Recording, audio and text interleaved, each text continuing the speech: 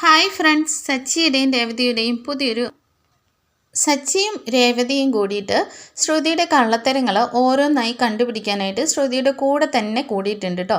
ഇതെല്ലാം നമ്മുടെ ശ്രുതിക്ക് മനസ്സിലാവുന്നുണ്ട്. എങ്കിലും ചെറിയൊരു മിസ്സിങ്ങിന് ശ്രുതി ഓരോ തവണയും രക്ഷപ്പെട്ടുകൊണ്ടിരിക്കുകയാണ്. അങ്ങനെ ആദിയുടെ കേസിലാണെങ്കിലും ഇവരിങ്ങനെ പിന്നാലെ കൂടിയിരിക്കുന്നത് തനിക്ക് അപകടമാണെന്ന് ശ്രുതി മനസ്സിലാക്കുന്നുണ്ട്.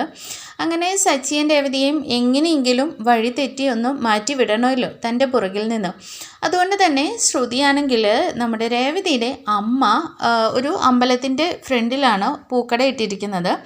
അങ്ങനെ പുതിയതായിട്ട് വന്ന ഒരു മാനേജറാണ് അമ്പലം കമ്മിറ്റിയിലുള്ളത്. അയാൾക്ക് 10,000 രൂപ കൊടുത്തിട്ട് ശ്രുതി ആ കട അവിടെ നിന്ന് എടുത്തു മാറ്റിക്കുകയാണ്. അങ്ങനെ അതിന് സപ്പോർട്ടായിട്ട് നിൽക്കുന്നത് നമ്മുടെ രേവതിയുടെ അമ്മയ്ക്ക് ഒരു എതിരാളിയുണ്ട്. പൂക്കച്ചവടത്തിന് തന്നെ മത്സരിക്കുന്ന ഒരു സ്ത്രീയുണ്ട്. അവരും കൂടെ ചേർന്നിട്ടാണ് കേട്ടോ. അങ്ങനെ ആ കട അവിടെ നിന്ന് എടുത്തു മാറ്റിക്കുമ്പോൾ നമ്മുടെ സച്ചിയും രേവതിയും പിന്നീട് അതിന് വേണ്ടിയിട്ടാണ് ശ്രുതി അങ്ങനെയൊക്കെ ചെയ്യുന്നത്. അങ്ങനെ ആ എതിരാളിയായിട്ടുള്ള സ്ത്രീ എന്ന് പറയുന്നത് ചന്ദ്രമതിയുടെ കൂട്ടുകാരി കൂടിയാണ് കേട്ടോ. അങ്ങനെ അവർ ചന്ദ്രമതിയുടെ അടുത്ത് വന്നിട്ട് ഇങ്ങനെ കാര്യങ്ങളൊക്കെ പറയുന്നുണ്ട്. എന്തായാലും രേവതിയുടെ അമ്മയുടെ കട അവിടെ നിന്ന് എടുപ്പിച്ചു, അതെന്തായാലും നന്നായി എന്നൊക്കെ ചന്ദ്രമതി പറയാണ് കേട്ടോ. ചന്ദ്രമതി പറയുന്നുണ്ട്, എന്തായാലും അവർ കുറേ നാളായി അഹങ്കരിക്കുന്നു. എത്ര കാലം കൊണ്ട് ആ അമ്പലത്തിൻ്റെ ഫ്രണ്ടിൽ പൂക്കട വെച്ച് നടത്തുക, അമ്പലം മൊത്തം അവരുടെ കയ്യിലാണെന്നുള്ള അഹങ്കാരമായിരുന്നു അവർക്ക്. എന്തായാലും അമ്മയുടെയും മോടെയും അഹങ്കാരം കുറച്ച് കുറയട്ടെ.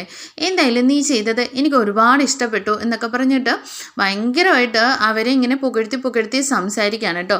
കാരണം നമ്മുടെ ലക്ഷ്മി അമ്മേനെയും രേവതിനെയും കളിയാക്കാനും അവരെ ഒന്ന് താഴ്ത്തിക്കെട്ടാനും കിട്ടുന്ന അവസരമാണല്ലോ. അത് ചന്ദ്രമതി നന്നായിട്ട് അങ്ങ് പ്രയോഗിക്കുന്നുണ്ട്. എന്നിട്ട് ചന്ദ്രമതി ആ കൂടെ തന്നെ പറയുന്നുണ്ട്, എന്തായാലും അവരുടെ ആ കട മാത്രം മാറ്റിയതുകൊണ്ട് കാര്യമില്ല.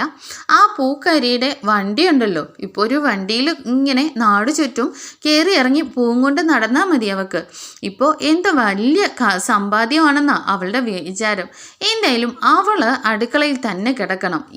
ഇതൊന്നും സമ്മതിക്കില്ല. എനിക്കാണെങ്കിൽ പണിയൊന്നും ചെയ്യാൻ വയ്യെന്നിങ്ങനെ പറയാണ് കേട്ടോ. അപ്പോൾ ആ സ്ത്രീയും മനസ്സിൽ വിചാരിക്കുന്നുണ്ട്, കാരണം അവർ പൂക്കച്ചവടം കഴിഞ്ഞാലാണല്ലോ ഇവർക്ക് നന്നായിട്ട് പൂക്കച്ചവടം നടത്താൻ പറ്റുക. അതുകൊണ്ട് രേവതിക്ക് കിട്ടുന്ന ഓർഡറൊക്കെ ഇവർക്ക് കിട്ടുമല്ലോ എന്നുള്ള രീതിയിലാണ് ഇവരതിന് സപ്പോർട്ട് ചെയ്യുന്നത്. അങ്ങനെ ചന്ദ്രമതി കേൾക്കുന്ന സമയത്ത് അവരും മനസ്സിൽ വിചാരിക്കുന്നുണ്ട്, ശരിയാണ്, ലക്ഷ്മി അമ്മയുടെ പൂക്കട മാറ്റിയതുകൊണ്ട് മാത്രമായില്ല, രേവതിയുടെ ആ വണ്ടിയും പൂക്കച്ചവടവും എങ്ങനെയെങ്കിലും നിർത്തലാക്കണം. അതിന് ചന്ദ്രമതിയും ശ്രുതിയൊക്കെ കൂടെയുണ്ടല്ലോ എന്നിങ്ങനെ പറയുകയാണ്. അപ്പോൾ ചന്ദ്രമതി പറയുന്നുണ്ട്, ശ്രുതി ഇതിനകത്തുണ്ടെന്നൊന്നും ചന്ദ്രമതി അറിയുന്നില്ല, ആ സ്ത്രീ തനിയെ ചെയ്തതാണെന്നാണ് വിചാരിച്ചിരിക്കുന്നത് കേട്ടോ. അങ്ങനെ ചന്ദ്രമതി പറയുന്നുണ്ട്, എന്തായാലും നീ ഇത്രയും ചെയ്തില്ലേ, അവിടെ വണ്ടിയും കൂടി എങ്ങനെയെങ്കിലും അതങ്ങ് പോയിരുന്നെങ്കിൽ അവിടെ അഹങ്കാരം കുറച്ചൊന്ന് കുറഞ്ഞേനെ എന്ന് പറയുമ്പോൾ അങ്ങനെ അവർ സംസാരിച്ചിട്ട് ചന്ദ്രമതി പോകുന്നുണ്ട് കേട്ടോ. ഈ സമയം ആ സ്ത്രീ ആണെങ്കിൽ ശ്രുതിയെ വിളിച്ചിട്ട് പറയുന്നുണ്ട്, ശ്രുതി, നീ പറഞ്ഞതുപോലെ എല്ലാ കാര്യവും ഞാൻ ചെയ്തു. പിന്നെ വേറൊരു കാര്യം കൂടിയുണ്ട്, ആ ലക്ഷ്മി അമ്മയുടെ കട മാറ്റിയതുകൊണ്ട് മാത്രമായില്ല, അവളുടെ വണ്ടിയും കൂടി ഞാൻ എങ്ങനെയെങ്കിലും അങ്ങ് പൊക്കുമെന്ന് പറയുന്നുണ്ട്. അത് പറയുന്നത് കേൾക്കുമ്പോഴേക്കും നമ്മുടെ ശ്രുതിക്ക് ഭയങ്കര സന്തോഷമാണ് കേട്ടോ. അങ്ങനെ ശ്രുതി പറയുന്നുണ്ട്, ആൻറ്റി, അതിന് വേണ്ടിയിട്ട് നിങ്ങൾ എന്ത് വേണേലും ചെയ്തോ, അതിന് എല്ലാ സപ്പോർട്ടും ഞാൻ കൂടെ ഉണ്ടാവും എന്ന് പറഞ്ഞിട്ട് ശ്രുതി ഭയങ്കരമായിട്ട് അവരോട് സംസാരിക്കുന്നുണ്ട്. അതിന് ശേഷമായിട്ട് കാണിക്കുന്നത് നമ്മുടെ സച്ചിയും രേവതിയും ലക്ഷ്മി അമ്മയുടെ കട അവിടെ നിന്ന് പോയിട്ടുണ്ടല്ലോ. ലക്ഷ്മി അമ്മ ആകെ തളർന്നിരിക്കുകയാണ് കേട്ടോ. കാരണം നല്ലൊരു ഉപജീവന മാർഗം നഷ്ടപ്പെട്ടത് മാത്രമല്ല, വർഷങ്ങളായിട്ട് താൻ ആ അമ്പലം നടയിലിരുന്ന് ചെയ്തുകൊണ്ടിരുന്നതാണ്. അത് ഭയങ്കരമായിട്ട് വിഷമമായതുകൊണ്ട് തന്നെ എങ്ങനെയെങ്കിലും അമ്മയുടെ കട അവിടെ തന്നെ വെച്ച് കൊടുക്കാൻ വേണ്ടിയിട്ട് സച്ചിയും രേവതിയും ഇങ്ങനെ നടക്കുകയാണ്. അങ്ങനെ സച്ചിയും രേവതിയും കൂടിയിട്ട് ആ അമ്പലം കമ്മിറ്റിക്കാരെ ചെന്ന് കാണുന്നുണ്ട് കേട്ടോ. അപ്പോഴേക്കും അവർ പറയുന്നുണ്ട്, ഞങ്ങളല്ല ഇപ്പോൾ തീരുമാനങ്ങളൊക്കെ എടുക്കുന്നത്, പുതിയതായിട്ട് എടുത്തിട്ടുള്ള മാനേജറാണ്, അവരോട് പോയി സംസാരിക്കാൻ പറയുന്നുണ്ട്. അങ്ങനെ സച്ചിയും രേവതിയും കൂടി അവിടെ ചെന്ന് സംസാരിക്കുന്ന സമയത്ത് അയാൾ പറയുന്നുണ്ട്, നിങ്ങൾ എന്താ പറയുന്നത്, കോർപ്പറേഷൻകാരാണ് വന്നിട്ട് ആ കട അവിടെ നിന്ന് നീക്കം ചെയ്തത്. അത് സാർ, അതിനിപ്പോൾ എന്ത് റീസൺ ഉണ്ടായിട്ടാണെന്ന് ചോദിക്കുകയാണ് കേട്ടോ സച്ചി. അപ്പോൾ അയാൾ പറയുന്നുണ്ട്, അത് നിങ്ങളുടെ ആ സ്ത്രീ കട നടത്തിയിരുന്നത് പൂ മാത്രമായിരുന്നില്ല, ഫ്രൂട്ട്സൊക്കെ കച്ചവടം ചെയ്തിരുന്നു. അത് മറ്റുള്ള കടകളെ അപേക്ഷിച്ചിട്ട് ഭയങ്കര ചാർജ് ഈടാക്കിയാണ് അത് കച്ചവടം ചെയ്തിരുന്നത്. പിന്നെ ചീഞ്ഞ ഭക്ഷണങ്ങളും പഴവർഗ്ഗങ്ങളും ഒക്കെ ആ കടയിൽ വെച്ചിരുന്നുകൊണ്ട് തന്നെ ഇതിവിടെ നടക്കില്ല എന്ന് പറഞ്ഞിട്ട് അവരത് എടുത്തുകൊണ്ട് പോയെന്ന് പറഞ്ഞിട്ട് അയാൾ അവിടെ നിന്ന് കൈയൊഴിയാണ്. കാരണം ശ്രുതിയുടെ കയ്യിൽ നിന്ന് ക്യാഷ് മേടിച്ചിട്ടുണ്ടല്ലോ. അങ്ങനെ സച്ചിൻ രേവതിയും ഒരുപാട് പറയുന്നുണ്ട് കേട്ടോ. സാർ, ഇത് എൻ്റെ അമ്മയുടെ വലിയൊരു ആഗ്രഹമാണ്. അതിന് ഒരിക്കലും അമ്മ അങ്ങനെ വില കൂട്ടി വിറ്റിട്ടില്ല. മറ്റുള്ള എല്ലാ കടകളിലെയും പോലെയാണ് അവിടെ സാധനങ്ങൾ വിറ്റിരുന്നതെന്ന് പറഞ്ഞാലും അയാൾ അതൊന്നും കേൾക്കാൻ നിൽക്കുന്നില്ല കേട്ടോ. അങ്ങനെ അയാൾ പറയുന്നുണ്ട്, എന്തായാലും ഓപ്പറേഷൻകാർ ചെയ്തതാണ്, അതിനകത്ത് എനിക്കൊന്നും ചെയ്യാൻ പറ്റില്ല, നിങ്ങളിപ്പോൾ ഇവിടുന്ന് പോകുന്നു പറഞ്ഞിട്ട് അവരെ അവിടെ നിന്ന് ഇറക്കി വിടുകയാണ്. അങ്ങനെ സച്ചിൻ രേവതിയും കൂടിയിട്ട് ഒരുപാട് വിഷമിച്ചിങ്ങനെ അവരുടെ മനസ്സിലൊരു ഐഡിയ തോന്നുന്നുണ്ട്. ഇങ്ങനെ കുറേ പേര് കംപ്ലൈൻറ്റ് പറഞ്ഞതിൻ്റെ അടിസ്ഥാനത്തിലാണ് അവിടെ നിന്ന് കട എടുപ്പിച്ചതെന്നാണല്ലോ.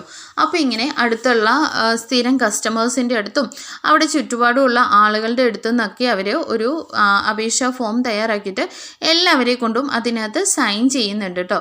കാരണം ഈ കട ഞങ്ങൾക്ക് ഒരു ശല്യം ഉണ്ടാക്കുന്നില്ല, എല്ലാവരെയും പോലെ തന്നെയാണ് വില ഈടാക്കുന്നതെന്നൊക്കെ പറഞ്ഞിട്ട് ഒരു ഫോം തയ്യാറാക്കിയിട്ട് എല്ലാവരെയും കൊണ്ടും സൈൻ ചെയ്യിക്കുന്നുണ്ട്.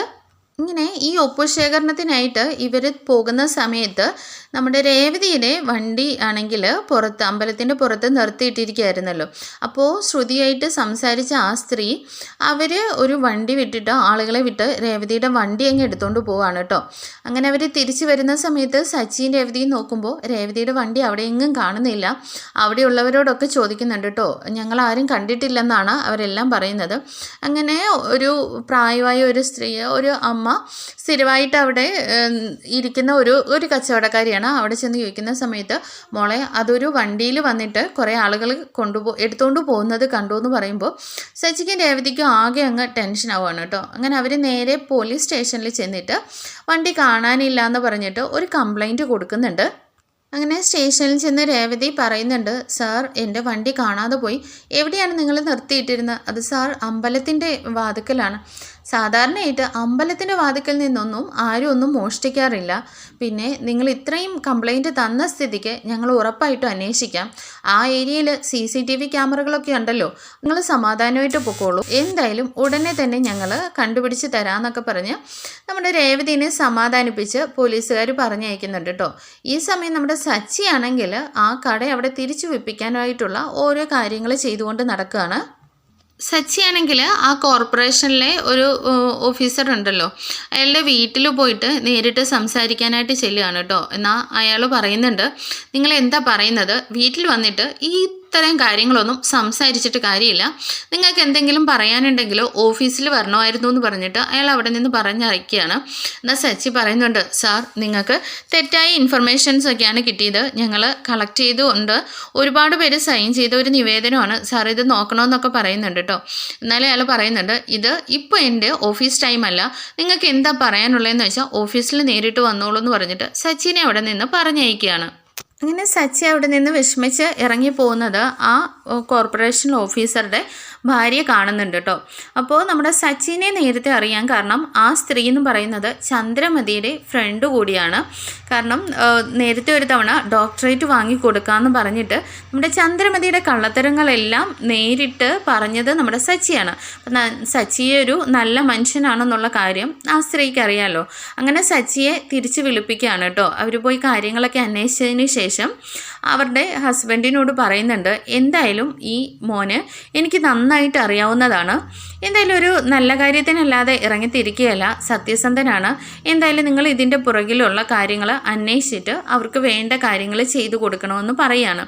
ഈ സമയം അയാളും പറയുന്നുണ്ട്, എന്തായാലും തൻ്റെ ഭാര്യ ഒരു നല്ല നന്മ ഉദ്ദേശിച്ചിട്ടല്ലാതെ വേറൊന്നും തന്നോട് പറയില്ലല്ലോ. അങ്ങനെ സച്ചിയോട് പറയുന്നുണ്ട്, ഇവള് എന്നോട് ഇതുവരെ ഒരു കാര്യം ആവശ്യപ്പെട്ടിട്ടില്ല, എന്തെങ്കിലും ആവശ്യപ്പെട്ടിട്ടുണ്ടെങ്കിൽ തന്നെ അത് സത്യത്തിൻ്റെ പാതയിലായിരിക്കും, അതുകൊണ്ട് തന്നെ ഞാൻ നിങ്ങളുടെ കൂടെ ഉണ്ടാവും, എന്താണ് ഇതിന് പിന്നിലുള്ളതെന്ന് ഞാനൊന്ന് അന്വേഷിക്കട്ടെ എന്ന് പറഞ്ഞിട്ട് നമ്മുടെ സച്ചി അവിടെ നിന്ന് പറഞ്ഞയക്കുകയാണ്. അങ്ങനെ ആ ഓഫീസർ ഫയലൊക്കെ ചെക്ക് ചെയ്യുന്ന സമയത്ത് അവരോട് പോയി അമ്പലം കമ്മിറ്റിക്കാരോട് ചോദിക്കുന്നുണ്ട് കേട്ടോ. അങ്ങനെ അയാളും അറിയുന്നുണ്ട്, കാരണം ഈ മാനേജർ ആരുടെയോ കയ്യിൽ നിന്ന് ക്യാഷ് മേടിച്ചിട്ടാണ് ഈ കട അവിടെ നിന്ന് എടുപ്പിച്ചതെന്നുള്ള കാര്യം. അങ്ങനെ സച്ചിയോട് പറയുന്നുണ്ട്, എനിക്ക് ചെയ്യാവുന്ന ഒരു ലിമിറ്റ് ഉണ്ട്, അതിനപ്പുറത്ത് നിന്ന് എനിക്കൊന്നും ചെയ്യാൻ പറ്റില്ല. കാരണം അയാളുടെ നിങ്ങൾ മാനേജറെ കണ്ട് കൺവിൻസ് ചെയ്യിപ്പിക്കുക, അതേ ഇനിയുള്ളൂ പോംവഴി എന്ന് പറയാണ്. അങ്ങനെ സച്ചി നേരിട്ട് എന്നാൽ അവരിനിയൊന്നും ചെയ്യാൻ പറ്റില്ലെന്ന് പറഞ്ഞിട്ടൊക്കെ വിട്ടതാണല്ലോ. അതുകൊണ്ട് തന്നെ മഹേഷിനെ പറഞ്ഞു വിടുകയാണ് കേട്ടോ ആ മാനേജറുമായിട്ട് സംസാരിക്കാനായിട്ട്. അങ്ങനെ മഹേഷ് പോയി സംസാരിക്കുന്ന സമയത്ത് മനസ്സിലാക്കുന്നത് ഒരു 10,000 രൂപ ഒരാളിൽ നിന്ന് മേടിച്ചിട്ടാണ് ഇങ്ങനെ ചെയ്തതെന്ന് മനസ്സിലാക്കുന്നുണ്ട്. അങ്ങനെ മഹേഷിനോട് അയാൾ പറഞ്ഞിരുന്നു, അവർ തന്നതിന് ഈ കയ്യിൽ ഇരട്ടി തുക തന്നാൽ നിങ്ങൾക്ക് ഞാൻ ആ കട അവിടെ തന്നെ വെപ്പിക്കാമെന്ന് പറയുകയാണ് കേട്ടോ. അങ്ങനെ മഹേഷ് ഈ കാര്യം ചെന്ന് സച്ചിയോട് പറയുമ്പോൾ ഈ കോർപ്പറേഷൻ ഉദ്യോഗസ്ഥനോട് പോയിട്ട് സച്ചി എല്ലാ കാര്യങ്ങളും പറയുന്നുണ്ട്. സാർ എന്തായാലും സാറൊന്ന് നേരിട്ട് വന്നാൽ സാറിന് ഈ പറയുന്നതെല്ലാം മനസ്സിലാവും. ഈ കൈക്കൂലി മേടിക്കുന്നത് കൊണ്ടാണ് ഇങ്ങനെയൊക്കെ ചെയ്തതെന്ന്. അത് ഒരു ട്രസ്റ്റിൻ്റെ കീഴിലുള്ളതാണല്ലോ, അപ്പോൾ അതൊന്ന് വന്ന് കാണണമെന്ന് പറയുകയാണേ. അങ്ങനെ ഇയാൾ പറഞ്ഞ സമയത്ത് നമ്മുടെ മഹേഷിനെ കൊണ്ട് തന്നെ ആ കൈക്കൂലി കൊടുപ്പിക്കുന്നതായിട്ട് ചെല്ലുകയാണ് കേട്ടോ, സമ്മതിച്ചിട്ട്. അങ്ങനെ ആ പൈസ കൊണ്ട് കൊടുക്കാൻ പോകുന്ന സമയത്ത് സച്ചിയാണെങ്കിൽ ഈ കോർപ്പറേഷൻ ഉദ്യോഗസ്ഥനെയും കൊണ്ടിട്ട് അവിടെ ചെല്ലുന്നുണ്ട്. അങ്ങനെ ഇത് നേരിട്ട് ആ ഉദ്യോഗസ്ഥൻ കാണുന്ന സമയത്ത് ഈ മാനേജറെ കൈയോടുകൂടി പിടികൂടുകയാണ് കേട്ടോ. അങ്ങനെ അയാൾ കാല് പിടിച്ച് പറയുന്നുണ്ട്, മേലിലൊന്നും റിപ്പോർട്ട് ചെയ്യല്, എനിക്കൊരു അബദ്ധം പറ്റിയതാണെന്ന് പറയുമ്പോൾ അയാൾ പറയുന്നുണ്ട്, പാവങ്ങളുടെ അതും അമ്പലനടയിൽ വെച്ചിട്ടാണോ നിങ്ങൾ ഇങ്ങനെയൊക്കെ ചെയ്യുന്നത്? എന്തായാലും ഇതിന് സസ്പെൻഷൻ അല്ലാതെ മറ്റൊരു വഴിയില്ല. പിന്നെ ഉടനെ തന്നെ ഇവരുടെ എടുത്ത കട അവിടെ തന്നെ ഉണ്ടാവണം, അത് എത്രയും പെട്ടെന്ന് വേണമെന്നും അയാൾക്ക് ഓർഡർ കൊടുത്തിട്ട് ആ ഓഫീസർ അവിടെ നിന്ന് പോവാണ് കേട്ടോ. അങ്ങനെ കോർപ്പറേഷനിലെ ഉദ്യോഗസ്ഥരെല്ലാം വന്നിട്ട് നമ്മുടെ ലക്ഷ്മി അമ്മയുടെ കട വീണ്ടും അവിടെ തന്നെ വെക്കുകയാണ്. അങ്ങനെ ആ സ്ത്രീ പറഞ്ഞിട്ടാണ് താൻ ഇതൊക്കെ ചെയ്തതെന്നുള്ള കാര്യവും കൂടി വെളിപ്പെടുത്തുന്നുണ്ട് കേട്ടോ ഈ സമയം. അങ്ങനെ കട തിരിച്ചു വയ്ക്കാനുള്ള എല്ലാ കാര്യങ്ങളും ചെയ്തിട്ട് വരുന്ന സമയത്താണ് നമ്മുടെ രേവതിയുടെ വണ്ടി മോഷണം പോയ കാര്യങ്ങളൊക്കെ സച്ചി അറിയുന്നത്. അപ്പോൾ നമ്മുടെ സച്ചിക്ക് ഇതുമായിട്ട് കണക്ട് ചെയ്ത് നോക്കുമ്പോൾ, കാരണം അമ്മയുടെ കട എടുപ്പിച്ചത് ആ സ്ത്രീയാണല്ലോ, ആ സ്ത്രീ തന്നെയാണ് രേവതിയുടെ വണ്ടിയുടെ പിന്നിലൊന്ന് മനസ്സിലാകുന്നുണ്ട്. അങ്ങനെ അത് കാരണം അവരൊരു പൂക്കച്ചവടക്കാരിയാണ്, ഇവർക്ക് പൊതുവായിട്ടുള്ള എനിമി എന്ന് പറയുന്നത് അവർ തന്നെ ആയിരിക്കുമല്ലോ. അങ്ങനെ ആ സ്ത്രീക്കൊരു കാർ ഡ്രൈവർ അവർക്കൊരു കാറൊക്കെ ഉണ്ട് കേട്ടോ. അങ്ങനെ ആ കാറ് നമ്മുടെ സച്ചി അവിടെ നിന്ന് കൊണ്ടുപോവുകയാണ്. അതിനുശേഷം തൻ്റെ കസ്റ്റഡിയിൽ വെച്ചിട്ട് ആ വീഡിയോ എടുക്കുന്നുണ്ട് കേട്ടോ. അങ്ങനെ ആ സ്ത്രീയെ കൊണ്ടുപോയിട്ട് ആ വീഡിയോ കാണിക്കുന്നുണ്ട്. എന്തായാലും ലക്ഷ്മി അമ്മയുടെ കട അവിടെ നിന്ന് എടുപ്പിച്ചത് നിങ്ങൾ തന്നെയാണെന്ന് എനിക്കറിയാം.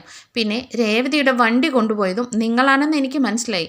അത് തിരികെ തരാതെ നിങ്ങളുടെ ഈ വണ്ടിയും ഡ്രൈവറും തിരികെ കിട്ടുന്നതല്ലെന്ന് പറയുകയാണ് കേട്ടോ. ഇങ്ങനെ സത്യങ്ങളെല്ലാം മനസ്സിലാക്കിയതോടുകൂടി അവർ പറയുന്നുണ്ട്, അയ്യോ ഞാൻ ഉടനെ തന്നെ നിങ്ങളുടെ വണ്ടി തിരികെ തന്നോളാം, വേറെ നിവർത്തിയൊന്നും ഇല്ലല്ലോ, എൻ്റെ വണ്ടി തിരികെ എത്തിക്കണം, എനിക്കൊരു അബദ്ധം പറ്റിയതാണെന്നൊക്കെ ആ സ്ത്രീ പറയുന്നുണ്ട്. അങ്ങനെ ആ സ്ത്രീയാണെങ്കിൽ രേവതിയുടെ വണ്ടി എടുക്കാനായിട്ട് ഒരു കൊട്ടേഷൻ ടീമിനെ ഏൽപ്പിച്ചിരുന്നല്ലോ, അവരെ പെട്ടെന്ന് തന്നെ കോൾ ചെയ്യാണ് കേട്ടോ. ഈ സമയം അവരെ വിളിക്കുന്ന സമയത്ത് അവർ ഞങ്ങളോട് പറഞ്ഞ ജോലിയാണ് ഞങ്ങൾ ചെയ്തത്, ഇനി ഇതിനെക്കുറിച്ച് കൂടുതലൊന്നും ഞങ്ങൾക്കറിയില്ല എന്ന് പറഞ്ഞ് കോള് കട്ട് ചെയ്യാണ്. അപ്പോഴേക്കും സച്ചി ചോദിക്കുന്നുണ്ട്, എന്താ ഈ വണ്ടിയുടെ കാര്യം എന്ന് ചോദിക്കുന്ന സമയത്ത് അവർ പറയുന്നുണ്ട്, അയ്യോ മോനെ എനിക്കൊരു അബദ്ധം പറ്റി, ഞാൻ ഇതുപോലെ ഒരു കൊട്ടേഷൻ ടീമിനാണ് ഏൽപ്പിച്ചത്, അവരിപ്പോൾ ആ വണ്ടിയുടെ കാര്യമൊന്നും അറിയില്ലെന്ന് പറഞ്ഞിട്ടാണ് കട്ട് ചെയ്തത്, എനിക്കിനി ഒന്നും ചെയ്യാൻ കഴിയില്ല, എൻ്റെ വണ്ടി നിങ്ങൾ തിരികെ തരണമെന്ന് പറയാണ് കേട്ടോ. എന്നാൽ അവരുടെ ഡീറ്റെയിൽസ് ഒക്കെ ചോദിച്ചിട്ട് സച്ചി അവരുടെ അവരുള്ള ഇടത്തേക്ക് തന്നെ നേരിട്ട് എത്തുന്നുണ്ട്. അതിനുശേഷം അവർക്കിട്ട് നല്ല അടിയൊക്കെ കൊടുക്കുന്നുണ്ട് കേട്ടോ. അതിനുശേഷം അടിയൊക്കെ കൊടുത്തിട്ട് അതിലൊരാൾ പറയുന്നുണ്ട്, സർ ഇനി ഞങ്ങളെ അടിക്കല്ലേ, ആ വണ്ടി ഇവിടെ ഇല്ല, അത് പൊളിച്ച് വയ്ക്കാനായിട്ട് തന്നെ ബീഹാറിലേക്ക് കടത്തി വിട്ടു എന്ന് പറയുകയാണ്. ഇതോടെ കേൾക്കുമ്പോഴേക്കും സച്ചിക്ക് നല്ല ദേഷ്യം വരികയാണ്. നല്ല അടിയൊക്കെ കൊടുക്കുന്നുണ്ടെങ്കിലും സത്യമാണ് സാർ, അത് തന്നെയാണ് കാര്യം, ആ വണ്ടി ഇപ്പോൾ ഇവിടെ ഇല്ല എന്ന് പറയുന്നുണ്ട്. അങ്ങനെ അവരടിക്കുമ്പോഴത്തേക്കിനും സച്ചി പറയുന്നുണ്ട്, ശരി ഓക്കെ, എനിക്ക് ആ വണ്ടി തിരികെ കിട്ടില്ലെങ്കിൽ ഉടനെ തന്നെ 50,000 രൂപ വേണമെന്ന് പറയാണ്. സാർ 50,000 രൂപയോ? അത്രയും ക്യാഷൊന്നും ഞങ്ങളുടെ കയ്യിലില്ല. അപ്പോഴേക്കും സച്ചി അവിടെ കിടന്ന ഒരു വലിയൊരു ഈ വണ്ടിയൊക്കെ പൊളിക്കുന്ന ഒരു സാധനമുണ്ട്, അത് എടുത്തുകൊണ്ട് വന്നിട്ട് തലയ്ക്ക് അടിക്കാനായിട്ട് വരുമ്പോൾ സാർ ഞങ്ങൾ എങ്ങനെയെങ്കിലും ഒപ്പിച്ച് തരാമെന്ന് പറയുകയാണേ. അപ്പോഴേക്ക് ശരി, ഞാൻ എന്നാ ഒരു ഐഡിയ പറയാം, നിങ്ങളെ കൊണ്ട് ചെയ്യിപ്പിച്ച ഒരു സ്ത്രീയില്ലേ, അവരെ തന്നെ പെട്ടെന്ന് വിളിക്ക്, ഇപ്പം പറഞ്ഞ 50,000 രൂപയായിട്ട് ഇവിടെ വാ എന്ന് നിങ്ങളെ തന്നെ പറയണമെന്ന് പറയുകയാണ്. അങ്ങനെ ഇല്ലെങ്കിൽ നിങ്ങളുടെ ഞാൻ കൊന്നിട്ടേ പോകുമെന്ന് പറയുകയാണ്. അങ്ങനെ സച്ചിയുടെ നിപ്പും ഭാവമൊക്കെ കാണുമ്പോൾ അവർക്ക് ഭയങ്കര ടെൻഷനാവുകയാണ് കേട്ടോ. പെട്ടെന്ന് തന്നെ ആ സ്ത്രീയെ കോൾ ചെയ്യുന്നുണ്ട്. ഈ സമയം അവർ പറയുന്നുണ്ട്, നിങ്ങൾക്ക് ഞാൻ ഒരു ജോലി ഏൽപ്പിച്ചു, അത് മര്യാദയ്ക്ക് ചെയ്യാനും കഴിയില്ല, എന്നിട്ടിപ്പോൾ ഞാനെന്തിനാ നിങ്ങൾക്ക് ക്യാഷ് ഉണ്ടാക്കി തരുന്നത്, എന്നെ കൊണ്ടൊന്നും പറ്റില്ല എന്ന് പറയുകയാണ്. ഈ സമയം വീണ്ടും സച്ചി ആ ഫോൺ ചെയ്യുന്ന ആളെ അടിക്കാനായിട്ട് പോകുമ്പോൾ പറയുന്നുണ്ട്, മാഡം ഇല്ലെങ്കിൽ ഞങ്ങളിപ്പോൾ പോലീസ് സ്റ്റേഷനിൽ പോയി കംപ്ലൈൻറ്റ് കൊടുക്കും, ഇതെല്ലാം ചെയ്യിപ്പിച്ചത് മാഡം ആണെന്ന് പറയണേ. അപ്പോൾ അവർക്ക് സമൂഹത്തിലൊരു പ്രസ്റ്റീജ് ഇഷ്യൂ ആണല്ലോ. അങ്ങനെ അവർ പറയുന്നുണ്ട്, ശരി ഓക്കെ ഞാൻ ആ ക്യാഷുമായിട്ട് വരാമെന്ന് സമ്മതിക്കുകയാണ്. അങ്ങനെ ആ സ്ത്രീ ഫോൺ കട്ട് ചെയ്തിട്ട്, കാരണം അവർ പൈസ കൊടുക്കേണ്ട കാര്യമല്ലോ, ഇതൊക്കെ തന്നെ കൊണ്ട് ചെയ്യിപ്പിച്ചത് ശ്രുതിയാണ്. അങ്ങനെ നേരെ ആ ക്യാഷിന് വേണ്ടിയിട്ട് അവർ വിളിക്കുന്നത് ശ്രുതിയാണ് കേട്ടോ. എന്തായാലും ആ ക്യാഷ് നീ തന്നെ കൊടുക്കണം, ഇപ്പോൾ 50,000 രൂപയാണ് അവർ ചോദിച്ചേക്കുന്നതെന്ന് ശ്രുതിയോട് പറയാണ് കേട്ടോ. അപ്പോഴേക്കും ശ്രുതി പറയുന്നുണ്ട്, ആൻറ്റി നിങ്ങളെന്താ ഈ പറയുന്നത്, രേവതിയുടെ വണ്ടി എടുക്കാനൊന്നും ഞാൻ പറഞ്ഞില്ലല്ലോ, അത് ആൻറ്റി തന്നെയല്ലേ ഇങ്ങോട്ട് പറഞ്ഞത്, ആ കട അവിടെ നിന്ന് എടുക്കാനല്ലേ ഞാൻ പറഞ്ഞുള്ളൂ എന്ന് ചോദിക്കുമ്പോൾ ആ സ്ത്രീ പറയുന്നുണ്ട്, അതെന്തായാലും എനിക്കറിയില്ല, ആ കട എടുപ്പിച്ചത് നീയാണല്ലോ, അപ്പോൾ നിനക്ക് വേണ്ടിയിട്ടാണ് ഞാൻ അതും കൂടി ചെയ്തത്, പിന്നെ എന്തായാലും ആ ക്യാഷ് നീ തന്നെ കൊടുക്കണം എന്ന് പറയുക. ശ്രുതി പറയുന്നുണ്ട്, ആൻറ്റി എന്തായാലും എൻ്റെ കയ്യിൽ ക്യാഷ് ഇല്ല, അത് നിങ്ങൾ ചെയ്തതിന് നിങ്ങൾ തന്നെ കൊടുത്തോ, എൻ്റെ കയ്യിൽ ക്യാഷ് ഇല്ല എന്ന് പറഞ്ഞ് ശ്രുതി ദേഷ്യപ്പെടുകയാണ് കേട്ടോ. അപ്പോഴേക്കും ആ സ്ത്രീ പറയുന്നുണ്ട്, ശ്രുതി എന്തായാലും ഈ പൈസ കൊടുത്തില്ലെങ്കിൽ സച്ചി നേരെ പോലീസ് സ്റ്റേഷനിലേക്ക് പോവും, അപ്പോൾ എന്നെയും വിളിപ്പിക്കും, ഞാൻ പറയും നീ പറഞ്ഞിട്ടാണ് ഇതെല്ലാം ചെയ്തതെന്ന്, പിന്നെ നിനക്കറിയാലോ ഞാൻ എങ്ങനെയെങ്കിലും ഈ കേസിൽ നിന്ന് ഊരിപ്പോകും, പിന്നെ ആ വീട്ടിൽ ജീവിക്കേണ്ടത് നീ തന്നെയാണ്, സച്ചിയുടെ സ്വഭാവം നിനക്ക് നന്നായിട്ട് അറിയാമല്ലോ, അപ്പോൾ പിന്നെ നീ ഒന്ന് ചിന്തിച്ച് നോക്കെന്ന് പറയാണ്. ഇതോടെ കേൾക്കുമ്പോൾ നമ്മുടെ ശ്രുതിക്ക് ആകെ ടെൻഷൻ ആവുന്നുണ്ട്. കാരണം തൻ്റെ കള്ളത്തരങ്ങളെല്ലാം പൊളിയുകയും ചെയ്യും, ഇതിൻ്റെ പിന്നാലെ സച്ചി വന്നു കഴിഞ്ഞാൽ ആകെ പ്രശ്നമാവും, പിന്നെ ചന്ദ്രമതിയുടെ മുമ്പിലും പിടിക്കപ്പെടുമല്ലോ. ഇങ്ങനെ ശ്രുതി പറയുന്നുണ്ട്, ആൻറ്റി എന്തായാലും നിങ്ങൾ എനിക്ക് ഇച്ചിരി സാവകാശം തരണം, ഞാൻ ക്യാഷ് തരാമെന്ന് പറയുകയാണ്. സാവകാശമൊന്നുമില്ല, ഉടനെ തന്നെ വേണമെന്ന് പറയുകയാണ്. അങ്ങനെ ശ്രുതി ക്യാഷ് കൊടുക്കാമെന്ന് സമ്മതിക്കുന്നുണ്ട്. അങ്ങനെ ആ സ്ത്രീയാണെന്നുണ്ടെങ്കിൽ പൈസയ്ക്കായിട്ട് നേരെ ചെല്ലുന്നത് ശ്രുതിയുടെ ഷോപ്പിലേക്കാണ് കേട്ടോ. അവിടെ ചെല്ലുമ്പോൾ ശ്രുതി കാണാതെ തന്നെ പെട്ടെന്ന് തന്നെ 50,000 രൂപ ഷോപ്പിൽ നിന്നെടുത്ത് ആ സ്ത്രീക്ക് കൊടുത്തിട്ട് ശ്രുതി അവിടെ നിന്ന് പറഞ്ഞു വിടുന്നുണ്ട്. ആ സ്ത്രീ പൈസ കൊണ്ടുപോയി സച്ചിയുടെ കയ്യിൽ കൊടുക്കുന്നുണ്ട് കേട്ടോ. അങ്ങനെ പ്രശ്നങ്ങളൊക്കെ പരിഹരിച്ച് സച്ചി വീട്ടിലേക്ക് വരുന്നുണ്ടെങ്കിലും രേവതി ഭയങ്കര സങ്കടത്തിൽ കരച്ചിലാണ്. കാരണം തൻ്റെ വണ്ടി പോയത് മാത്രമല്ല, സച്ചി ഒരിക്കലും രേവതി പൂക്കച്ചവടം നിർത്താൻ പാടില്ല എന്ന് കരുതിയിട്ട് സച്ചി ആഗ്രഹത്തോടു കൂടി മേടിച്ചു കൊടുത്താണല്ലോ. അതോർത്തിട്ട് രേവതിക്ക് ഭയങ്കര സങ്കടമാണ്. എന്നാൽ സച്ചി ആശ്വസിപ്പിക്കുന്നുണ്ട് കേട്ടോ. രേവതി എന്തായാലും വണ്ടി പോയെങ്കിൽ എന്താ, നമുക്കിപ്പോൾ ക്യാഷെങ്കിലും കിട്ടിയല്ലോ, നീ അതോർത്ത് സമാധാനിക്കുന്നൊക്കെ പറഞ്ഞിട്ട് രേവതിയെ പിടിച്ച് ഇങ്ങനെ രണ്ടുപേരും കൂടി വീട്ടിലേക്ക് വരികയാണ്. അങ്ങനെ വീട്ടിൽ വരുമ്പോൾ നമ്മുടെ ചന്ദ്രമതിക്ക് ഭയങ്കര സന്തോഷമാണ് കേട്ടോ.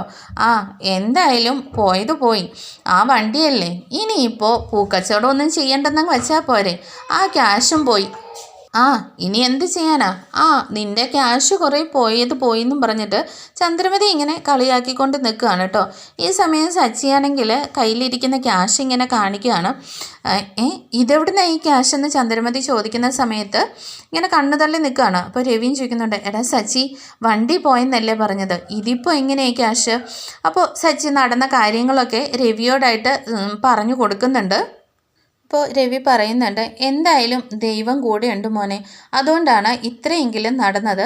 എന്തായാലും അപ്പോൾ വർഷ പറയുന്നുണ്ട്, ചേച്ചി എന്തായാലും ഇത്രയും ക്യാഷ് കിട്ടിയല്ലോ, ഇനി വിഷമിക്കണ്ട, ഇനി ഇങ്ങനത്തെ ഒരു സ്കൂട്ടർ മേടിക്കണ്ട ചേച്ചി, രേവതി ചേച്ചി ഇനി ഒരു ഇലക്ട്രിക് സ്കൂട്ടർ മേടിക്കുമെന്ന് പറയാണ്. അപ്പോഴേക്കും സച്ചി പറയുന്നുണ്ട്, അയ്യോ വർഷ എന്താ പറയുന്നത്, ഇലക്ട്രിക് സ്കൂട്ടറിനൊക്കെ ഒരുപാട് ക്യാഷ് ആവില്ലേ? അപ്പോൾ രവി പറയുന്നുണ്ട്, എടാ നീ അതോർത്ത് ടെൻഷൻ അടിക്കണ്ട, ഇപ്പോൾ ഈ 50,000 രൂപ കയ്യിലുണ്ടല്ലോ, ഒരു 15,000 രൂപ ഞാൻ തരാമെന്ന് പറയാനേ. ഇത് കേൾക്കുമ്പോൾ ചന്ദ്രമതി ചോദിക്കുന്നുണ്ട്, എന്താ രവിയേട്ടാ പറയുന്നത്, 15,000 രൂപയോ, അതിനിപ്പോൾ നിങ്ങളുടെ കയ്യിൽ എവിടുന്നാ?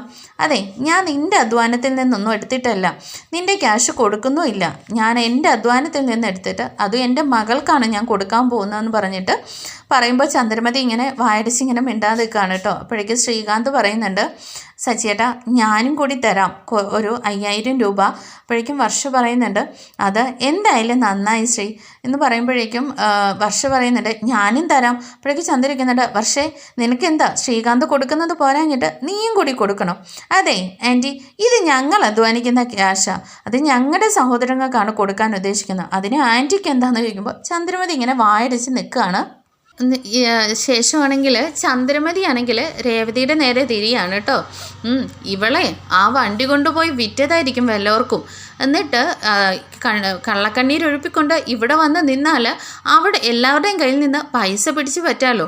ഇതാണല്ലോ ഇവളും ഇവളുടെ തള്ളയും സ്ഥിരമായിട്ട് ചെയ്തുകൊണ്ടിരിക്കുന്നത്. ഇപ്പോൾ അവളുടെ പൂക്കട വെച്ചിട്ട് എല്ലാവരുടെയും കയ്യിൽ നിന്ന് കൊള്ള പൈസ മേടിച്ചിട്ട് കോർപ്പറേഷൻകാർ കട എടുത്തുകൊണ്ട് പോയി. എന്നിട്ടിപ്പോൾ എല്ലാവരും കൂടി ഓരോ കള്ളക്കണ്ണീര് കാണിച്ചേ വീണ്ടും അങ്ങനെ തന്നെ കൊണ്ട് വെച്ചേക്കുക. എന്നിട്ടിപ്പോൾ ആരെ ബോധിപ്പിക്കാനായിട്ടാടി ഇങ്ങനെ കിടന്ന് നാടകം കളിക്കുന്നതെന്ന് ചോദിക്കുമ്പോൾ നമ്മുടെ രേവതിയാണെങ്കിൽ ഭയങ്കരമായിട്ട് ദേഷ്യം വരുന്നുണ്ട് കേട്ടോ. ദേ അമ്മേ എന്നെ പറയുന്നത് പോരാഞ്ഞിട്ട് എൻ്റെ വീട്ടുകാരെ ഒന്നും പറയണ്ട, എൻ്റെ അമ്മേനെ എന്തെങ്കിലും പറഞ്ഞാൽ എനിക്ക് ദേഷ്യം വരുമെന്ന് പറയാനേ. ഓഹോ നിനക്ക് ദേഷ്യം വരുമോ? എന്ത് ചെയ്യടി നിൻ്റെ വീട്ടുകാരെ പറഞ്ഞാൽ? നിൻ്റെ അനിയനാണെങ്കിൽ കള്ളൻ, അമ്മ തേൻ്റെ കള്ളക്കണ്ണീരൊഴിപ്പിച്ചു. ഇപ്പം നീ കാണിക്കുന്നതോ ഈ വീട്ടിലുള്ളവരുടെ മൊത്തം കണ്ണീര് കാണിച്ച് പൈസ തട്ടിയെടുക്കാൻ നോക്കുന്നു. നീയൊക്കെ പൂ കെട്ടുന്നവളല്ലേ, നീയൊക്കെ ഇതല്ല ഇതിലപ്പുറവും കാണിക്കും. കാശ് കാണാതിരുന്ന് കാണുമ്പോഴേ എന്തിനും മടിക്കുകയില്ല എന്ന് പറഞ്ഞിട്ട് ചന്ദ്രമതി പറയുമ്പോൾ അമ്മേ നിർത്തിക്കോ, എനിക്ക് നല്ല ദേഷ്യം വരുന്നുണ്ട്. ഞാൻ പറഞ്ഞു എന്നെ എന്തെങ്കിലും പറഞ്ഞോ, എൻ്റെ വീട്ടുകാരെ പറയല്ലെന്നുള്ളത്. ഇത് കേൾക്കുമ്പോഴേക്കും ചന്ദ്രമതി ചോദിക്കുന്നുണ്ട് ആഹാ നീ എന്ത് ചെയ്യടി, നീ പറഞ്ഞ നീ പൂ കെട്ടുന്നവിടെ നാക്കങ്ങ് നീളുന്നല്ലോ, പറഞ്ഞ നീ എന്നെ അങ്ങ് അടിക്കോടിയെന്ന് ചോദിക്കുകയാണേ. അപ്പോഴേക്കും സച്ചി പറയുന്നുണ്ട് അമ്മേ വേണ്ട, അടിക്കണമെന്ന് വിചാരിച്ചാലേ അടിക്കുക തന്നെ ചെയ്യും. പിന്നെ അമ്മായിയമ്മയാണെന്നുള്ള ബഹുമാനമൊന്നും അന്നേരം കിട്ടിയെന്ന് വരില്ല. അമ്മേനെ അവൾ കേൾക്കാവുന്നതിലപ്പുറം കേട്ട് സഹിച്ച് അവൾ നിൽക്കുന്നതെന്ന് സച്ചി പറയുന്നുണ്ട്. ചന്ദ്രമതിയാണെങ്കിൽ രവിയുടെ നേരെ തിരിഞ്ഞിട്ട് ചോദിക്കുന്നുണ്ട് രവിയേട്ടാ നിങ്ങൾ ഇതൊന്നും കേൾക്കുന്നില്ലേ? അവൻ പറഞ്ഞത് കേട്ടോ, അടിക്കണമെങ്കിൽ അവളെന്നെ അടിക്കുമെന്ന്. എന്നിട്ട് ഇതൊക്കെ കേട്ടിട്ട് മിണ്ടാതിരിക്കുകയാണോ എന്ന് ചോദിക്കണേ. ഇപ്പോഴേക്ക് രവി പറയുന്നുണ്ട് ചന്ദ്രേ നീ പറഞ്ഞതും ഇവർ പറഞ്ഞതും എല്ലാം കേട്ടുകൊണ്ട് തന്നെയാണ് ഞാനിരുന്നത്. പിന്നെ ആവശ്യമില്ലാത്ത കാര്യത്തിനകത്ത് നീ എന്തിനാ ഇടപെടാൻ പോകുന്നത്? അല്ലെങ്കിൽ തന്നെ രേവതിയുടെ വീട്ടുകാരെ പറയാൻ നിനക്ക് എന്താ അർഹതയുള്ളത്?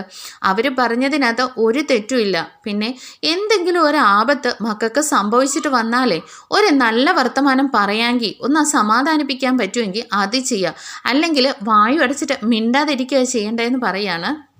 ഇത് കേട്ടുണ്ട് വർഷ ഭയങ്കര എക്സൈറ്റ്മെൻറ്റിൽ വരുന്നുണ്ട് കേട്ടോ. അങ്കിൾ സൂപ്പർ അങ്കിൾ പറയേണ്ട കാര്യം ഇപ്പോഴാണ് പറഞ്ഞത്.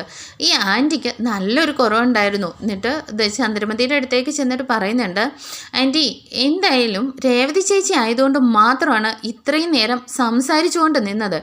എൻ്റെ വീട്ടുകാരെയോ എൻ്റെ അമ്മേനെക്കുറിച്ചോ അല്ലോ ആൻറ്റി ഇപ്പോൾ പറഞ്ഞിരുന്നെങ്കിലേ ഞാൻ മാറി മാറി 2 കർണത്തും ആൻറ്റിയുടെ അടിച്ച് ശരിയാക്കിയേനെന്ന് വർഷ പറയുന്നുണ്ട് കേട്ടോ. വർഷ വീണ്ടും പറയാണ് രേവതി ചേച്ചിയെ എന്തായാലും ഈ പറഞ്ഞുകൊണ്ട് നിൽക്കുന്നത് എന്തായാലും നന്നായില്ല. ചെയ്യേണ്ട സമയത്ത് ചെയ്തിരുന്നെങ്കിൽ ഈ ആൻറ്റിയുടെ നാക്ക് ഇത്രയും നീളുകയില്ലായിരുന്നു എന്ന് പറയുന്നുണ്ട്. ചന്ദ്രമതി അപ്പോൾ ചോദിക്കുന്നുണ്ട് വർഷേ നീ എന്തൊക്കെയായി പറയുന്നത്? അതെ ആൻറ്റി ഞാൻ പറഞ്ഞത് സത്യമല്ലേ? രേവതി ചേച്ചീനെ ആൻറ്റി ഒരു ദിവസമെങ്കിലും സമാധാനം കൊടുത്തിട്ടുണ്ടോ? അവരുടെ വീട്ടുകാരെ എന്തിനാ ഇങ്ങനെയൊക്കെ പറയുന്നത്? പിന്നെ പണത്തിൻ്റെ പേരിൽ ആളുകളെ അളക്കുന്നത് ഈ ക്യാരക്ടർ ഒത്തിട്ടും നല്ലതല്ല ആൻറ്റി എന്ന് പറയുകയാണേ. അപ്പോഴേക്കും വർഷേ ഞാൻ നിന്നെ ഒന്നും പറഞ്ഞില്ലല്ലോ. അതെ എന്നെ ഒന്നും പറഞ്ഞില്ല, രേവതി ചേച്ചീനെ പറഞ്ഞത് എനിക്കത് കേട്ട് നിൽക്കാനും കഴിയില്ല ആൻറ്റി. എന്തായാലും ശ്രുതിയായിരുന്നെങ്കിൽ ഈ ചെയ്തത് ശ്രുതിയാണെങ്കിൽ ആൻറ്റി എന്തെങ്കിലും പറ്റുമോ? ഈ സമയം ശ്രുതിയേട്ടനും ശ്രുതിക്കുവാണെങ്കിൽ ആൻറ്റി കരഞ്ഞുകൊണ്ട് അവരുടെ കാര്യത്തിനെല്ലാം സപ്പോർട്ട് ചെയ്യല്ലേ ചെയ്യുന്നത്. ഇതിപ്പോൾ സച്ചിയേട്ടനും രേവതി ചേച്ചി ആയതുകൊണ്ട് ആൻറ്റിക്കത് ഭയങ്കര സന്തോഷമായില്ലേ. ആ പേരും പറഞ്ഞിട്ട് രേവതി ചേച്ചിയുടെ കുടുംബക്കാരെ അങ്ങ് പറയാമെന്ന് കരുതി. എന്തായാലും അതൊട്ടും ശരിയല്ല ആൻറ്റി എന്ന് വർഷ തീർത്തു പറയുന്നുണ്ട്. ചന്ദ്രമതിയാണെങ്കിൽ ഇത് കേട്ടിട്ട് രേവതിയുടെ നേരെ ചെല്ലുകയാണ് കേട്ടോ. ഈ പൂ കെട്ടുന്നവൾ കാരണമാണ് ഈ രവിയേട്ടനും വർഷയും എല്ലാവരും ഇപ്പം എന്നെ തിരുത്തി പറയാൻ തുടങ്ങി. അതേടാ, നീയും കൂടിയിട്ട് സച്ചിയുടെ നേരെ തിരിഞ്ഞിട്ട് പറയുന്നുണ്ട്, നീയും ഇവക്ക് സപ്പോർട്ട് ചെയ്ത് കൂടെ നിന്നോ. രണ്ടും കൂടിയിട്ടേ എന്നെ എല്ലാവരുടെയും മുമ്പിൽ എല്ലാവരെ കൊണ്ടും തിരുത്തി പറയിപ്പിക്കണം അല്ലേ? അതല്ലേടി നിൻ്റെ ആഗ്രഹം. നീ നിൻ്റെ കെട്ടിയോൻ്റെ ചെവിയിൽ തലേന മന്ത്രം ഓതുന്നു പോരാഞ്ഞിട്ട് വർഷയെ കൂടിയിട്ട് തിരുത്താൻ നോക്കുമല്ലേ? എന്തായാലും നീ ഇനി ഒരു വാക്ക് മിണ്ടിപ്പോരുത്, എല്ലാത്തിനും കാരണം നീയാടി എന്നും പറഞ്ഞിട്ട് രേവതിയുടെ നേരെ ചെല്ലുകയാണ് കേട്ടോ. അപ്പോഴേക്ക് രേവതി പറയുന്നുണ്ട്, അമ്മേ ഇത്രയും നാൾ ഞാൻ സച്ചിയേട്ടൻ്റെ അമ്മയാണെന്ന് കരുതിയിട്ടാണ് മിണ്ടാതിരുന്നത്. ഇനി ഞാൻ സഹിക്കില്ല എന്ന് പറയണേ. നീ എന്ത് ചെയ്യടി എന്നെ എന്ന് പറഞ്ഞിട്ട് പൂ കെട്ടുന്നവിടെ നാക്കങ്ങ് നീളുവാണല്ലോ എന്ന് ചോദിച്ചുകൊണ്ട് ചന്ദ്രമതി അടിക്കാനായിട്ട് അങ്ങ് കൈ ഓങ്ങുകയാണ് കേട്ടോ രേവതിയുടെ നേരെ. രേവതി പെട്ടെന്ന് തന്നെ കയ്യിൽ കയറി തടഞ്ഞങ്ങ് നിർത്തുകയാണ്. അമ്മേ വേണ്ട, ഇത്രയും നാൾ ഞാൻ കേൾക്കാനുള്ളത് കേട്ടു, ഇനി എൻ്റെ മേലെ കൈ വെക്കല്ലെന്ന് പറഞ്ഞിട്ട് കൈ പിടിക്കുമ്പോഴേക്കും നമ്മുടെ ചന്ദ്രമതി ഭയങ്കരമായിട്ട് അങ്ങ് ഷോക്കായി പോവാണ് കേട്ടോ. ഈ കാഴ്ച കാണുമ്പോൾ നമ്മുടെ സച്ചിക്ക് ഭയങ്കര സന്തോഷമാവുന്നുണ്ട്. കാരണം രേവതി റിയാക്ട് ചെയ്ത് തുടങ്ങിയല്ലോ. വർഷയും ഭയങ്കര ഹാപ്പിയാണ്. ഇനി അടുത്ത എന്താണ് സംഭവിക്കാൻ പോകുന്നതെന്ന് കാത്തിരിക്കുക. Thank you for watching.